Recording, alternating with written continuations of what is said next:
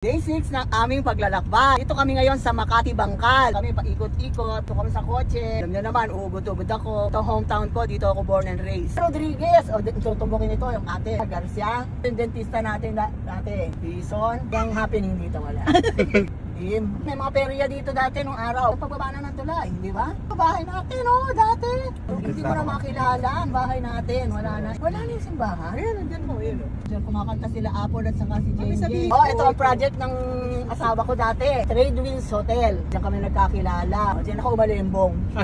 Matigas yun. Ang bakal. Dati, may mga bakante-bakante pang bahay. Oo, yung bahay natin lang eh. Hindi ko na nakilala talaga eh. Antique shop lahat ito dati. Ngayon wala na palang antique shop. Antique shop sa kabila yun. Hindi, pansin dito. Tangin na nyo, tumigil kayo. Wala kayo alam ng araw. Kami naglalaro sa labas, sa kalye. Patintero, piko. Tapos may racing ng rito, kabayo. Ikaw yung kabayo?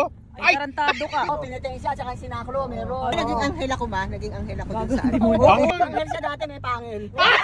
Sa dyaryo siya, nasa Abante.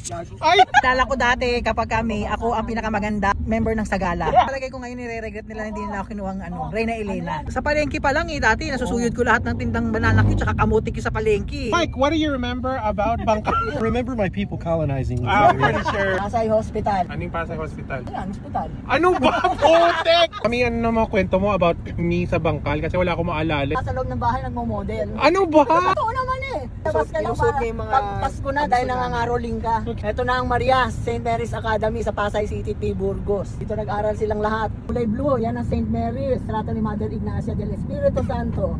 Hail St. Mary! Diba dito nag-drop out dahil kaaway niya yung teacher niya. Ano ba? Sila lahat kinumpilan. Santa Clara, Paris School at saka church.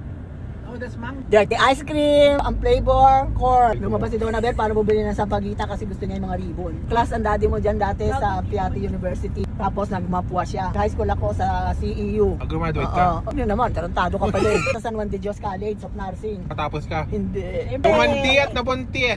Hindi ako nabuntis, hoy. Ayan, mapag. University na eskwelahan dati ng daddy mo. Tapos dyan ngayon nag-aaral si Tricia, yung apo ko. Anak yun! Sa wakas, matitikman kita. Nasa Intramuros kami, nag-iikot. Ano yan sa mga tabi ng kabi?